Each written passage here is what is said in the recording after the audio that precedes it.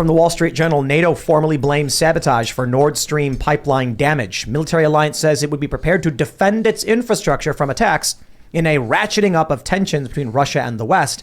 It's a little bit worse than that. They said, NATO said the series of leaks in the Nord Stream pipelines between Russia and Europe were the result of sabotage, and that attacks on its members' infrastructure would be met with a collective response from the military alliance. So let's just say I'm assuming they're not talking about Nord Stream, but they might be because Germany relies on it.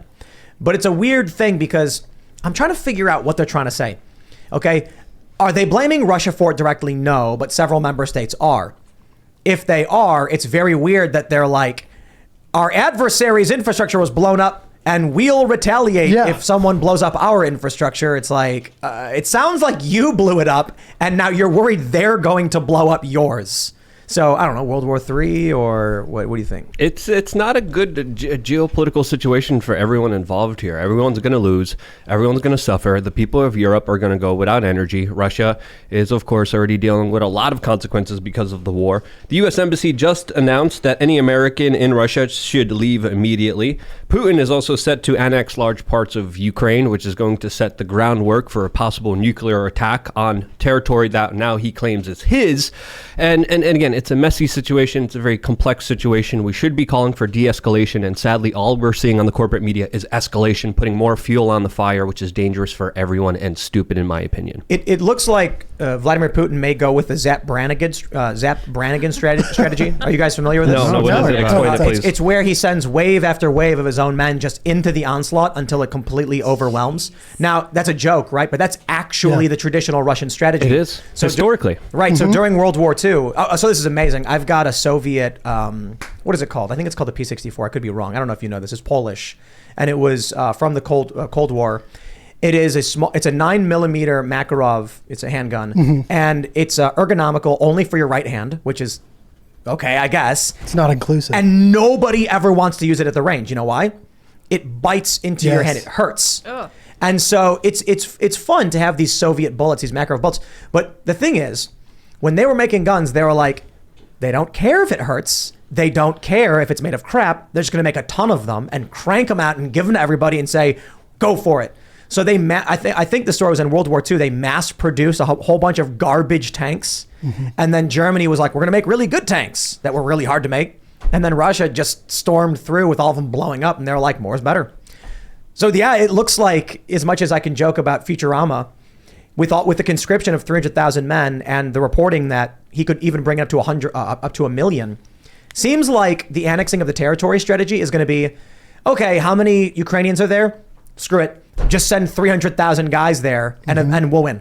Yep. Well, that's all it takes. Overwhelming force.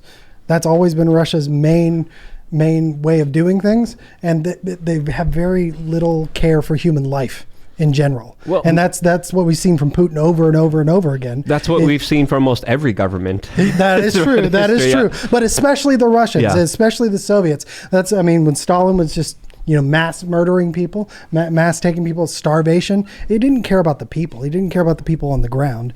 It's what his overall goal was, because it's true, but I just don't think that's unique. That's true.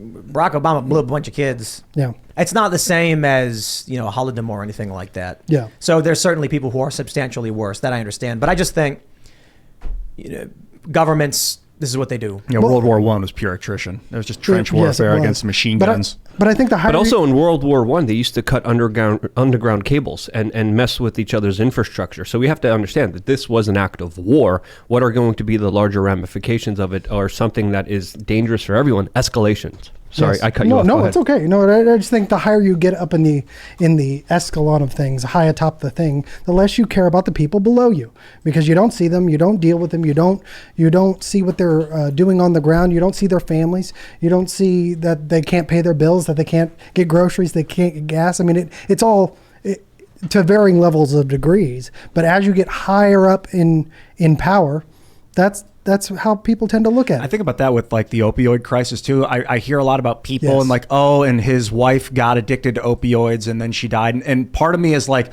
wow, how stupid she was. And then I realize like, if that was my family member and you see someone suffering from drug addiction, it's like one of the most gut wrenching, horrible, painful experiences because it's so helpless feeling. Well, but that's especially true because both of my parents passed from no opioid addiction. We didn't know that's what it was back then. We got to remember where we were at that point. When my parents were taking OxyContin, it was because the doctor gave it to them. Yeah. And so we didn't know that they were addicted to those drugs. We didn't know that it's basically synthetic heroin that, you can abuse at any given point. And so we thought it was helping them, but it was really killing them. Right. And so we have to remember where we were in history at that point. We look back on it now. Of course we know it's an opioid crisis. Of course we know, but the pharmaceutical companies know, but they were high atop the thing. Right? They didn't care about the people on the ground. They were making their money. I'm looking at, it's funny because we talk about civil war, the potential for civil war quite a bit. And now the lead story we have is that NATO is basically saying we will respond as a collective. I mean, this is the door being knocked on of the NATO military alliance saying we will go to war with Russia. Yeah. But inside the United States, we have a decrepit, decaying, demented old man as a president. Most people don't even believe he's in charge. We've got an opioid crisis. We've got a economic collapse. The market's tanking. It's I don't know where this is going. But is it bad? But no, Tim, absolutely not. We have a great vice president in Kamala Harris. She's a very strong, very thoughtful, very intelligent leader that just signed an official alliance with North Korea. North Korea will now be fighting officially on our side, according to the vice president of the United States with her statements earlier on today. So in the White House transcript, they struck the word North. No, they didn't. Yeah, they did. Wait, did she actually sign some sort of No. She officially okay, let me explain this. You want to explain this? Go ahead. No, well, she was giving a speech in front of some cameras, and she said that we have great partners with North Korea. We are great partners with North Korea, and I think it was more than that. It was. Yeah, she said something like a strong military ally. Yes, she was. Like it was like she meant to say South Korea. Yes, she did. Yes, but you still don't have to strike that from the record. They struck it. There's a line through it. I think this is what people are posting on Twitter. I need to fact check it, but Yeah. Well, you shouldn't. What do you do? You shouldn't be striking that. You shouldn't. I think it was Daniel Turner actually who tweeted it out because he mentioned that in the past they've actually outright altered the transcript. Remember when Biden said repeat the line? Yes. They were like, he said, let me repeat the line. No, he didn't. No. We all heard him. Well, I saw that Karine Jean-Pierre podcast, I was going to call it, that one clip where they're like, the reporters are really getting concerned with Biden's mental health. They're like, dude, okay, but he did say top of mind about a dead person. He did say, where is the dead person? He did keep asking for someone that was dead, thinking they were in the room, like, what is going on? Well, at least he has an excuse, though. That's what scares me about Kamala Harris. It's like, okay, at least Biden is an older man, right? He's obviously doing a very hard job. It's not hard to be vice president, okay? I mean, many have said it's not worth the, piss in a boot, right? It's not a hard job, but she still has these she can't speak correctly. Meme I really like is the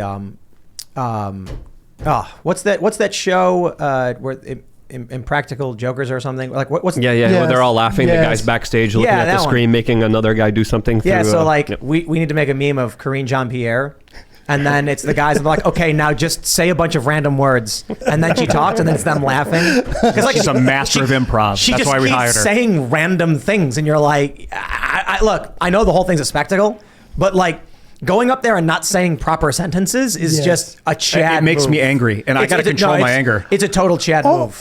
Every day. All she would have had to say to get past that was go, the president meets a lot of people. The president is talking to a lot of people.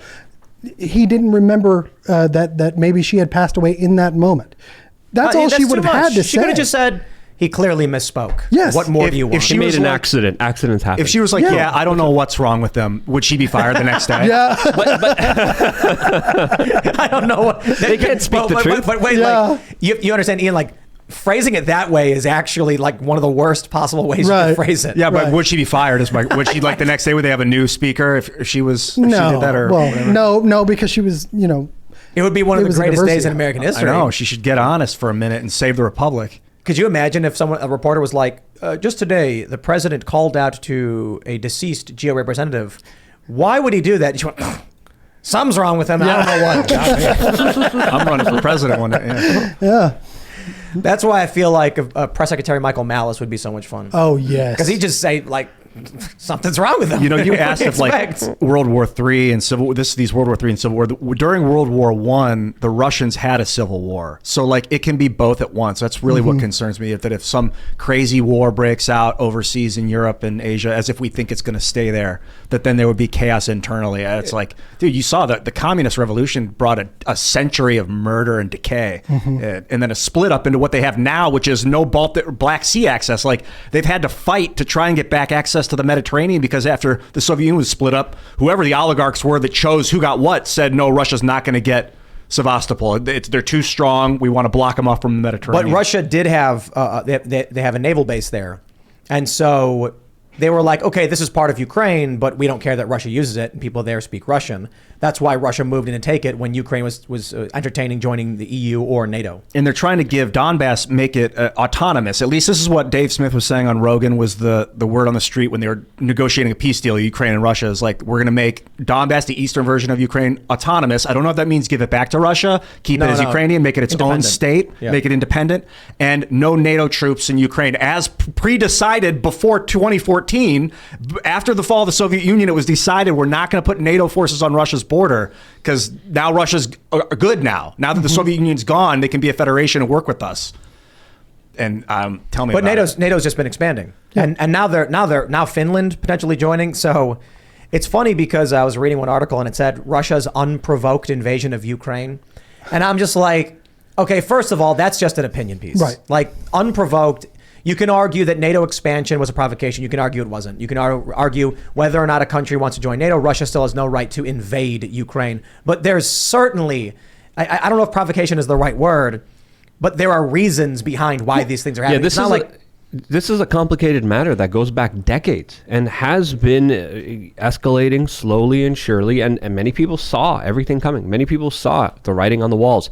Putin is set to give a speech tomorrow specifically about this particular event, about his annexation of now more Ukrainian territory, as his troops look like they're also losing in a very important key city of Lyman right now. And it's also important to note here from a lot of the videos and a lot of the photos, some of it is propaganda, but it doesn't look like the Russians are having a lot of military success inside of Ukraine. And when you look at the photos, when you look at the videos, it's overwhelmingly a lot of Russian hardware being destroyed.